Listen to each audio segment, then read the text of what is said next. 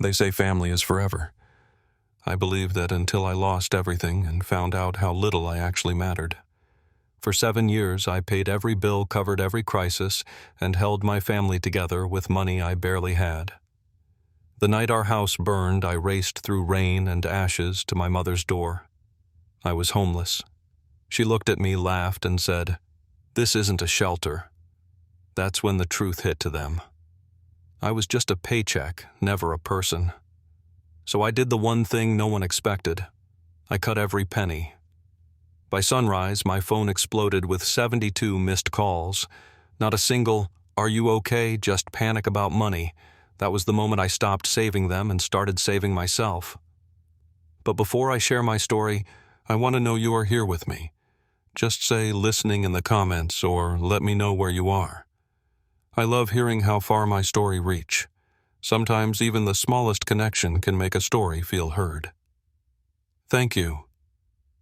And now here's my story. And if you believe that no one deserves to be invisible, please consider subscribing. It means more than you know. My name is Eric Blake. They say you can't miss what you never had, but I spent my entire life chasing something I couldn't name. A kind of warmth, a nod, a glance from the people who were supposed to know me best. For the past 7 years, I played the role of family provider. I paid the mortgage for the house in Gresham, wired money for electric bills and insurance, covered Lindsay's endless car repairs, and her son's tuition, kept the lights on literally and figuratively. No one ever had to ask. The system ran so smoothly it felt like I was the bank and they were just on auto draft. My name is Eric Blake, but in my own home I was just a line item on someone else's spreadsheet. Salem's rain never really stops. My little apartment always smells faintly of salt and old coffee windows fogged from the endless drizzle. That morning started like every other. I brewed cheap coffee, checked my meticulous budget in the faded light. Went through the usual ritual of logging into online banking, clicking through payment after payment. Mortgage, paid insurance, paid car repairs for Lindsay. Pending, but not overdue, so I pushed it through anyway. I kept a color-coded spreadsheet that no one would ever see. And sometimes I wondered if it was the only record that I existed at all.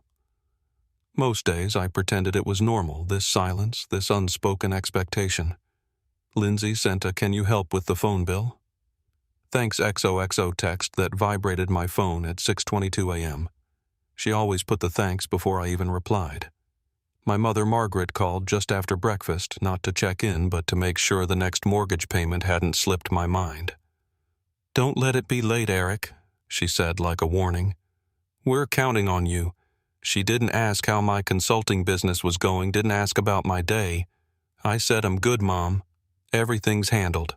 I always ended our calls the same way, swallowing whatever else I wanted to say. I wasn't always so quiet.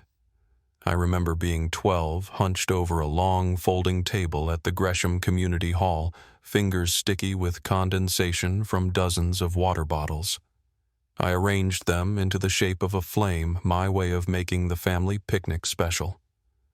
I looked up, hoping for approval, and watched my mother's face freeze. "Why do you always have to be so over the top, Eric?" she said too loud. "Let your sister have the spotlight."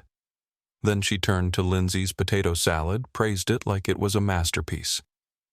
That day, I learned to stay small, to pour myself into things no one noticed. I called it love, but really I measured love in bills paid on time. I told myself as long as I was useful, I couldn't be left behind. Being useful was my safety net, my way of belonging. I picked up a faint electrical burn smell in the hallway that evening, but I brushed it off old wiring, I guessed. Just another thing I was supposed to fix someday. That's how it always went. I solved what I could, ignored the rest. By the time I lay down, my mind was looping through numbers and reminders. I pushed through exhaustion to renew a few more payments. One last scan through my accounts. One more confirm payment click. I told myself, just keep going. This is what family is. But just before sleep, my phone chimed with a payment error for Lindsay's phone bill. I decided to leave it for the morning. Outside, a distant siren rose through the rain, long and sharp echoing through the wet streets. I didn't know it then, but everything I called normal was about to turn to ash. There's a sound that comes after fire, an emptiness, a hush over blackened wood and ruined memories. By the time I got to the house in Gresham, the fire trucks were gone. All that was left was wet smoke, a line of yellow tape, and a charred mess that used to be a home. I stood there watching smoke rise from the place where I'd written every check, covered every cost, hoping it was enough. I realized no one had called me. Not a neighbor, not my family. I asked Mrs. Donnelly next door, why didn't anyone reach out? She glanced away. Your family said they told everyone who mattered. I flagged down a fireman, asked to see the emergency contact sheet. My name wasn't listed. Not for insurance, not for emergencies, not for anything. I was invisible in the paperwork of my own life. The drive back to Salem was numb. The apartment building smelled like mold and rain, but the scent of burnt plastic was new. I pushed open my door, felt water seep into my shoes. Sprinklers from a fire in the next building had flooded everything I owned. The laptop barely worked. My suitcase, packed in a hurry, was stuffed with clothes that would never really dry. I checked my bank balance, wondering how much damage control I could afford. I didn't have a home to go to, so I did the only thing I could. I drove to Lake Oswego.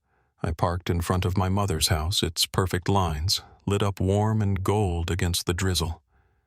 Luxury cars parked neatly in the drive. I stood under the eaves, soaked and shivering, and rang the bell. My mother answered in silk pajamas, hair curled and immaculate. "What are you doing here?" she asked, like I'd just shown up unannounced at a stranger's door. I told her everything, the fire, the flood, how I had nowhere else. She just shrugged. "This isn't a shelter, Eric. We have a way of doing things here." Behind her, Lindsay stood holding a coffee mug, eyes fixed on her phone. Neither of them invited me in. As I stepped back from the threshold, I caught a glimpse of a brand new TV flickering inside, shining bright above a gleaming fireplace. The image of the untouched luxury behind that closed door burned into me harder than any fire ever could. I got in my car and drove into the gray Portland rain windshield wipers, fighting a losing battle. My GPS blinked uncertainly, finally leading me to a motel in Oregon City. I checked in with what was left of my credit, dropped my bag on a bed that smelled like bleach and old regrets. As I sat there letting the shock settle in, my phone buzzed. It was Jason texting. "We knew about the fire. Didn't want to bother you. You're tough. You always land on your feet. That's when the real pain hit. They hadn't forgotten me. They just decided I could fend for myself." I looked around that tiny motel room, stared at the blinking voicemail light and the TV bolted to the wall, a cheap imitation of home. But at least it was honest. In that moment, I understood what family really meant to them.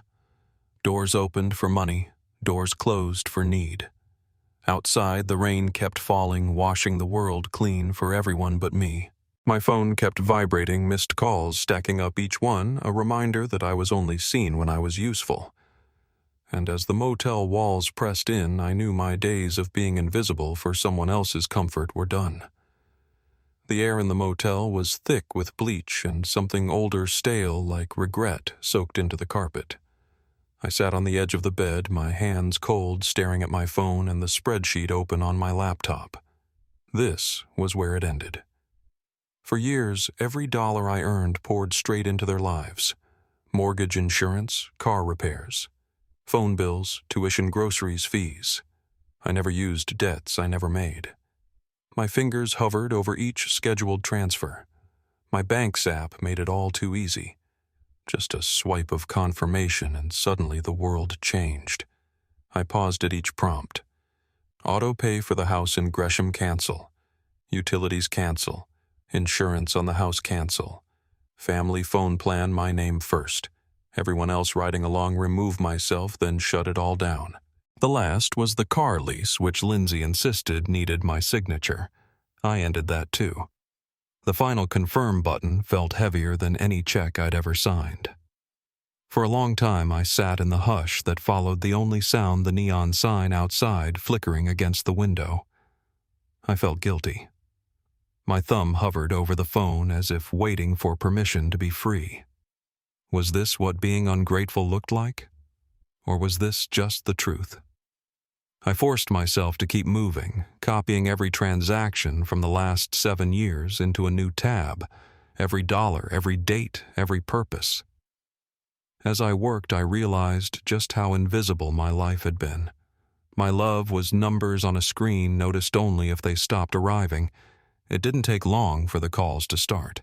First my mother, then Lindsay, then Jason, alternating between calls and texts. I let everyone go to voicemail.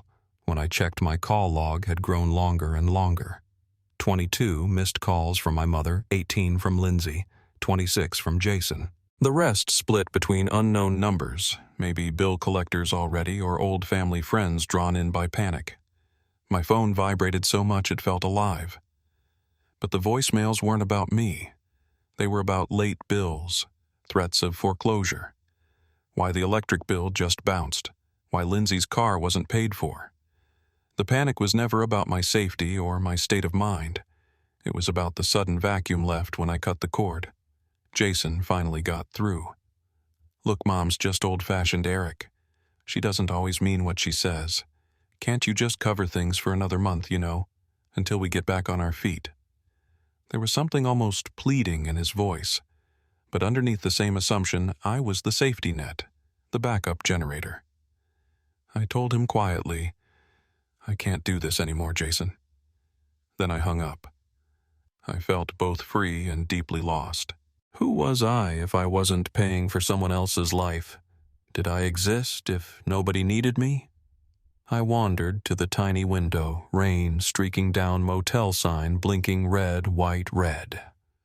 My hands were still shaking when I gathered my unopened mail forwarded from my old apartment.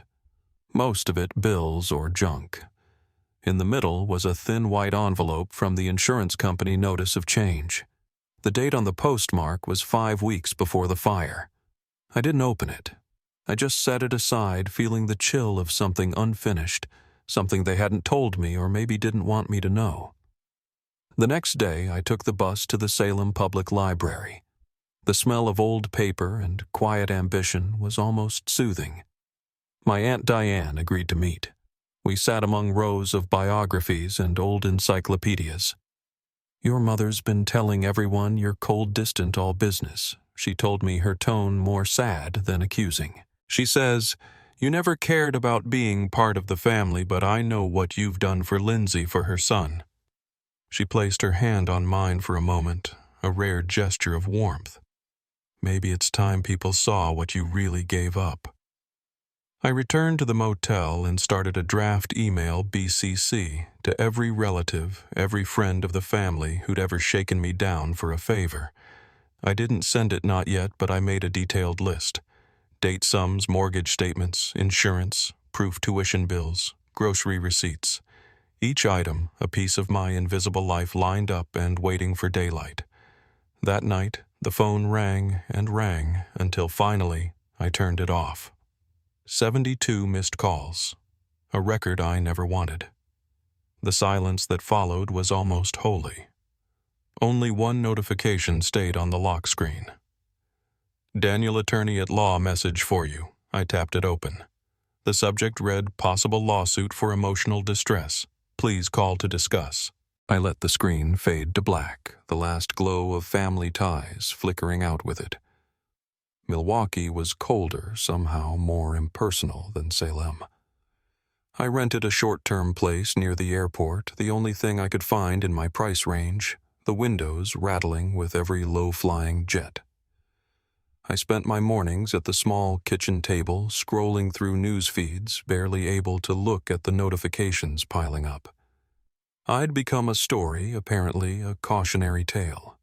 On the main Salem community group, someone had posted a long emotional message about a family losing their home, their one true support system, and how the son who once kept them afloat had turned his back when they needed him most.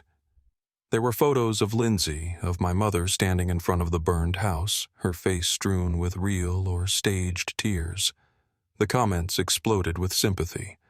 Old neighbors, friends from church, strangers who didn't know me except for my last name all weighing in. I saw my own photo pulled from a family picnic, used as the before shot for the prodigal son who abandoned them. I tried to ignore it, but my phone kept buzzing with texts, emails, even direct messages from people I barely remembered. Lindsay sent a warning. "Mom's getting a lawyer. If you'd just help a little longer, this wouldn't be happening." She made it sound like a threat and a plea at the same time. There was something else gnawing at me. The insurance letter. I finally opened it. My name crossed out on the policy, replaced with Lindsay's the effective date 5 weeks before the fire. No call, no explanation. I went to the Multnomah County Records Office, waited in line behind people with real emergencies. When I finally sat across from a clerk, I asked who authorized the name change. She pointed to a signature line. Lindsay's. She had made the request herself. I paid for the policy, but I'd been erased before I even knew the fire happened. On the bus ride home, I scrolled through the original post again.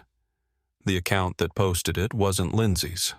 It was Tyler's, her husband. He'd used photos from our family drive up to Mount Hood spliced with shots of the burned house. He'd tagged dozens of people, turning my absence into a public spectacle. It worked. I got a message from an old friend, someone I hadn't seen since high school. "Never thought you'd be that guy, Eric. Guess money changes people." The weight of other people's stories about me was almost suffocating. That night I checked my account history. A small transfer from Lindsay to my mother landed the same day my name was removed from the insurance.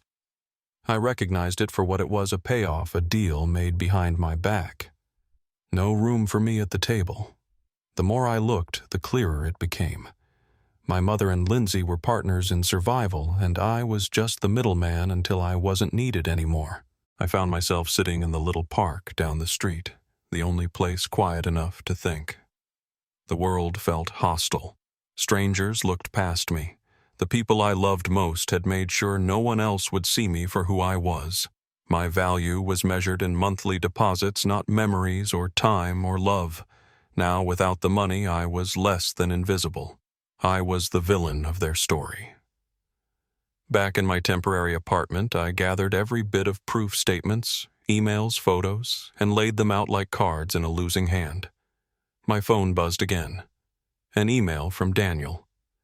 "The suit has been filed. You'll be hearing from us soon." I put the insurance policy on the table, stared at the place where my name used to be, and let my hands tremble. There was no going back. The only way out was forward through the fire and the noise and the false stories until someone finally saw me as more than a checkbook in a cautionary tale. There was a night in Milwaukee when I stopped being a witness to my own downfall and decided to act. My inbox was swollen with rumors, threats, pleas, and pity from every corner of my extended family. Most messages accused me of cruelty, of abandoning blood for dollars, repeating a lie that had spread like wildfire since the house burned down. I spent that evening hunched over my laptop in the dim yellow light of my rented room. Every inch of the cheap wood desk covered in receipts, old bank statements, emails confirming payments, 7 years of silent giving. It wasn't just money. It was proof I had loved them the only way I knew how. I didn't sleep. I compiled a document. Each dollar, each date, each mortgage installment, every tuition and repair. At the bottom, 156.432.19 USD.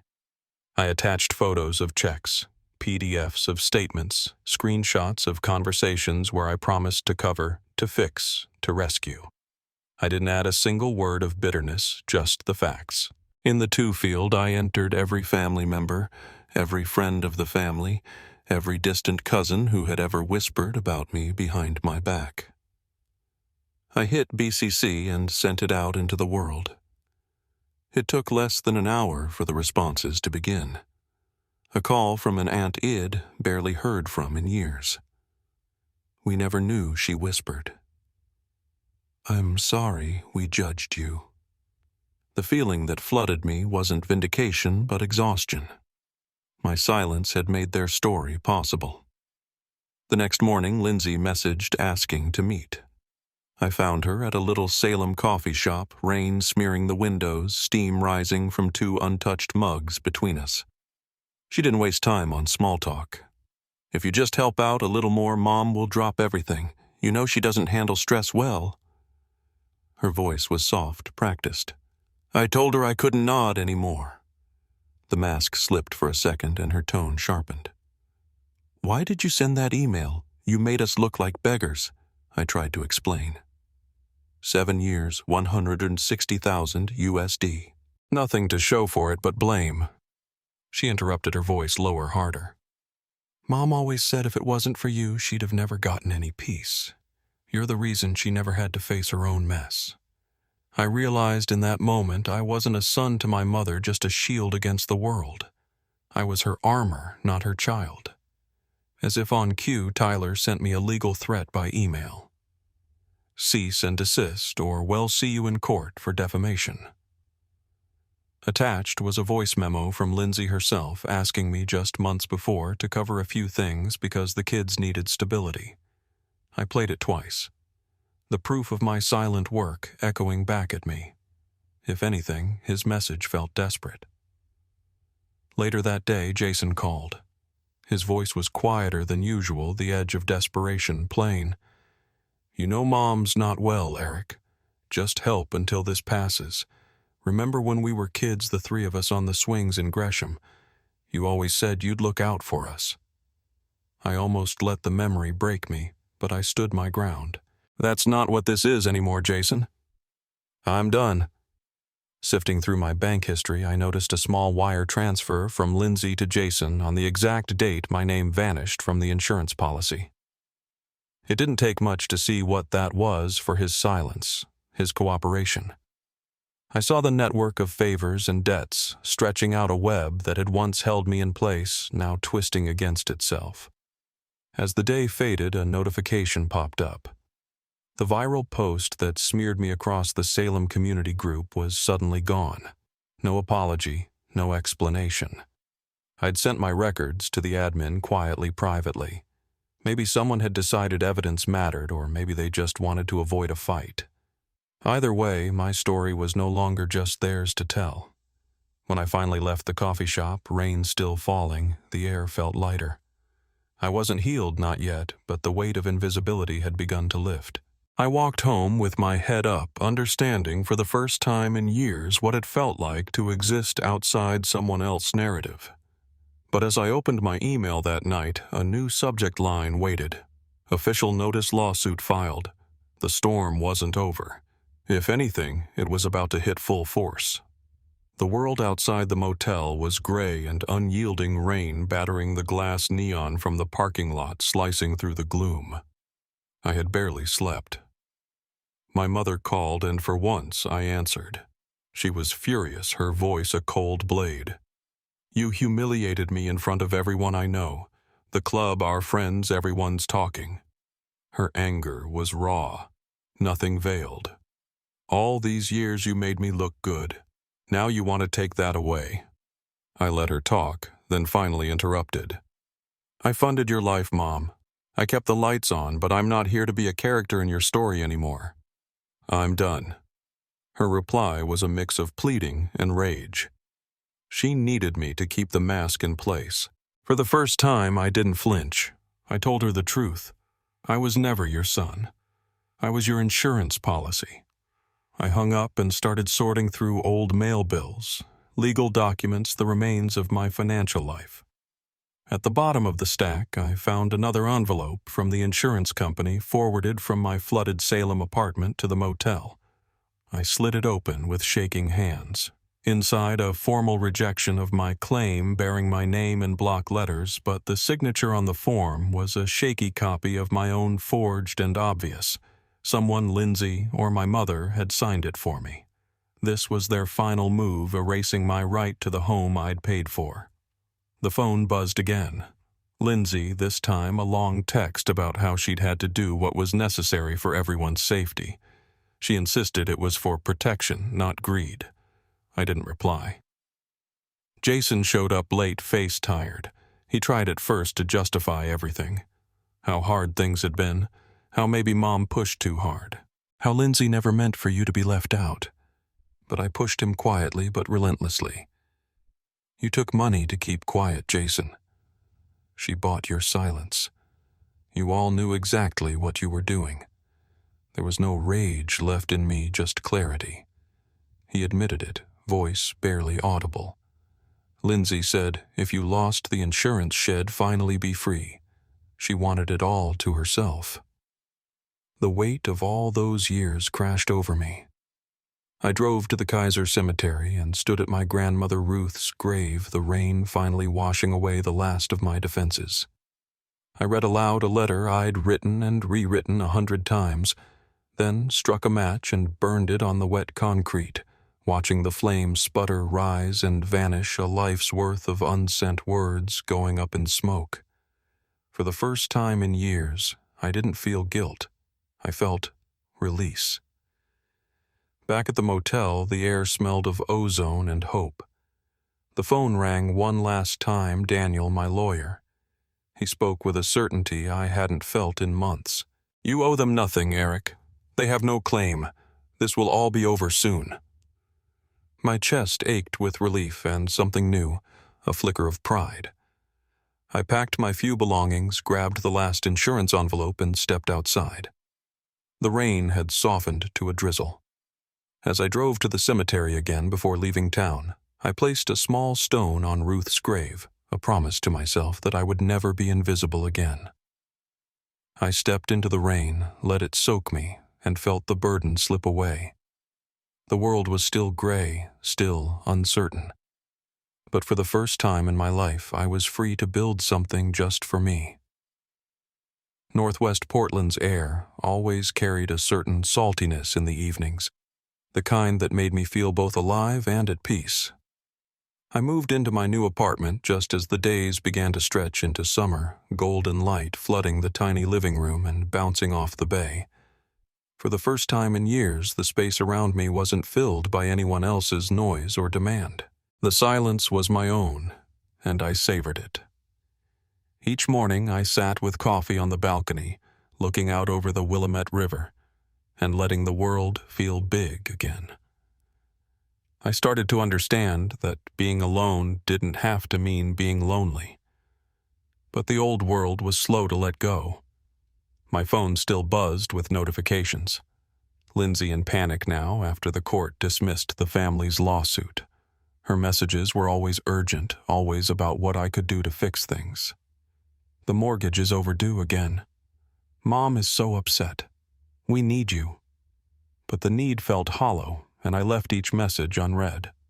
Margaret surprised me one night by showing up at the Salem diner where I sometimes ate dinner. I just paid for my own meal, a small act that felt radical. She slid into the booth across from me, her perfume, a mixture of nostalgia and regret. She asked for one last chance, her voice trembling between command and plea. I've made mistakes, Eric. We all have. You were always the one who made everything better. Can't you just try again for me? I looked at her, the woman who'd shaped so much of my story for better and worse. I'm not a walking bank account anymore, Mom. And I'm not that 12-year-old who needed a pat on the head. I'm done. She didn't cry, didn't get angry. She just seemed small. And for the first time, I didn't rush to fill that emptiness for her. I let her leave. Later that week, Lindsay sent a voice memo, a recording from years ago. Mom's voice sharp as ever. Eric's the engine of this family. If we lose him who keeps us going, I listened and then deleted it. It wasn't meant to comfort me, only to keep me in my place. I realized I didn't need that version of myself anymore. That weekend, an email from Daniel, my lawyer, confirmed everything the court ruled in my favor. There were no obligations left, no debts, no way for my family to reach into my pockets again. The relief wasn't explosive but steady, like a knot untangling after too long. I felt myself breathing differently. The universe sometimes sends signals when you need them most. I just finished lunch at the same diner when the waitress returned smiling. "That man by the window paid for your meal," she said, handing me a slip of paper on it in careful handwriting. "You're never invisible." I looked up, but the man had already left. Still, the note burned in my pocket all day, a small, unexpected proof that I was seen by someone somewhere. That afternoon, I started my new job as a mentor at the Eugene Community Center. The room was full of teenagers, some angry, some hopeful, most just searching. I told them my story, not the numbers or the drama, but the real truth. That losing everything forced me to find out what was left, and what was left was enough. I watched the way their eyes met mine. I wanted them to know what I hadn't known. You can begin again, even after you've been burned down to the foundation. On my first night back in my new apartment, I cooked dinner just for myself, folded a napkin into the shape of a flame, and set it on my table. I didn't take a picture or send it to anyone. I just let it be what it was, a reminder that my fire was still burning, even if no one else was watching. As the sun dipped low, I stepped onto my balcony, letting the city lights shimmer across the water. The world felt open. I whispered to the wind, "I'm not afraid to be seen anymore." And for the first time in a long time, I believed it. Some journeys end quietly. Mine did not. It ended with a new beginning, one that wasn't about money or forgiveness or making up for someone else's story, but about building my own. At the Eugene Community Center, I found a place where the pain I'd carried for years became fuel for something better.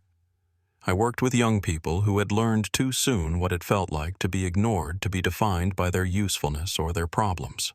I showed them what I'd learned the hard way, that being seen doesn't start with someone else. It starts with you. There was one afternoon, a Thursday, gray and hopeful, when a teenage boy stayed behind after our budgeting session. He was quiet, withdrawn. He looked at the napkin I'd absent-mindedly folded into a flame and asked, "Why do you do that?" I told him honestly that it reminded me I could always start again. He nodded, his eyes filling with tears. I thought I was the only one who felt invisible. I put my hand on his shoulder and said, "You're not, and you never will be." Later, back at my apartment, I found a string of emails from old friends. People who'd once believed the worst about me. "We were wrong," one wrote. "I'm sorry. I see now what you carried." The weight I'd borne for so long felt lighter with every message. Even Lindsay reached out, no words, just a photo attachment. It was from that old community center party. Me at 12, beaming beside my lopsided bottle flame. I stared at it for a long time. There was pain, yes, but also pride. I didn't reply, but I smiled. The past wasn't something to erase. It was a root holding me steady as I grew. At the end of each week, I'd tidy my little kitchen, folding napkins into flames and setting them by the window, a ritual no one needed to witness but me. I visited Ruth's grave in Kaiser, leaving behind a single napkin, orange and red on the grass. "Thank you," I whispered. I made it. The last time I returned to the Salem diner, I saw the same waitress and the same corner booth. I left an extra tip with a note. "No one's invisible here." I smiled at strangers, greeted the people I passed. For the first time, the world felt like it was waiting for me, not the other way around. Now, when I think of love, I don't count it in dollars or debts paid. I see it in every small act of self-respect, in every flame I fold, in every young person I remind that they matter. I built a life not from obligation, but from freedom. I'm not hiding. I'm not waiting. I am here unashamed and unafraid. I used to think if I paid every bill, I'd finally belong. But love doesn't have a price, and dignity doesn't require permission. Now I love myself, and I am no longer invisible. Betrayal from the people who should protect you is a particular kind of heartbreak. Cruel, practical, and oddly efficient. Eric's story is a sharp, honest mirror. For years he measured love and transactions, believing that if he kept paying, he would be allowed to stay. Instead, he became invisible inside his own life, a silent ledger entry, until the day the house burned, and the receipts mattered more than the person who signed them. Reading this, it's impossible not to feel anger for the small, deliberate cruelties, the curt texts, the absent calls, the careful erasers from policies and papers. But what lingers after the anger is a deeper, quieter recognition that being taken for granted can hollow you out more effectively than any single act of malice. What moved me most wasn't the spectacle or the lawsuit, but the motel nights where Eric counted every cent, documented every transfer, and cataloged a life of giving that went largely unseen. In those moments, he wasn't performing for pity or vengeance. He was assembling proof of his existence, of the labor that had vouched for others while leaving him unneeded. There's something courageous in that. Not a dramatic reveal for likes, but the sober, meticulous work of saying, "This is what I gave," and then choosing himself. He didn't simply lash out. He organized. He faced the mess, and he reclaimed his narrative with evidence instead of theatrics. This story is also a study in how communities respond when the mask slips. Gossip and social media can flatten complicated lives into single-line judgments, but facts have a way of complicating the comfortable lie. When Eric's records met the rumor mill, the tide shifted. People who had once accepted the polished version of events began to remember the man who quietly solved problems. The neighbor who once showed up with tools, the friend who paid tuition without fanfare. That reversal is important. It reminds us that truth is slow and often messy, but in the end it matters more than a curated narrative. If there's a lesson here, it is that freedom usually costs fear before it brings relief. Walking away from roles assigned by others is not glamorous. It's bureaucratic and lonely and full of small, practical headaches, canceled autopays, awkward confrontations, legal threats. But uncertainty is better than the slow eraser of your life. Eric's rebuilding mentoring teens, folding napkins into flames, finding work that honors his effort is quieter than a triumphal montage and far more durable. It's the work of tending what remains after the fire and letting purpose grow from the ashes. So ask yourself, how much of you have you turned into a service for other people's comfort, who in your circle assumes your presence is automatic? Eric's story is not only his, it's an invitation to anyone who has ever been used, overlooked, or rewritten. Keep the records, tell the truth plainly, and find the small community that sees you not as a convenient resource, but as a person. There is power in documentation and power in witness, and together, those things make eraser harder. If this resonated with you, please subscribe.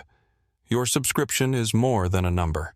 It helps build a space where stories like Eric are honored, where invisible people are given voice, and where small acts of courage are witnessed. Drop a comment with listening. Tell us where you're from or share a moment when you had to choose yourself.